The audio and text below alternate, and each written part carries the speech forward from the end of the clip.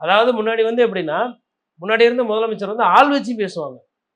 ஸ்டாலின் அவர்கள வந்து சூரியனே, சூரியனோட சின்ன இளைய சூரியனே, உதய சூரியனே, நீ உதிக்காத இடம் இருக்கா? நீ போவாத பாதை இருக்கா? இப்படியெல்லாம் ஏதேதோ பேசுவாங்க.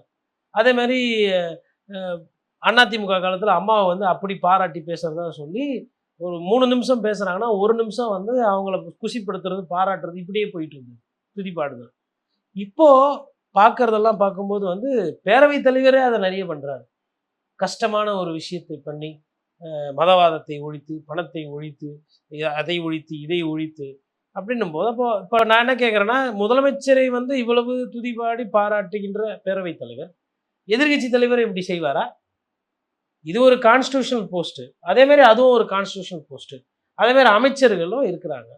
முதலமைச்சர் அப்படின்றவர் வந்து எல்லா அமைச்சர்ல முதல் நிற்பவர். ஈக்குவல்ஸ்ல ஃபர்ஸ்ட். அப்போ மத்த முதலமைச்சருக்கும் இந்த மாரி பேசுவீங்களா? அப்ப அந்த துதிபாடுதல் என்பது ஒரு சைடு இருக்கு.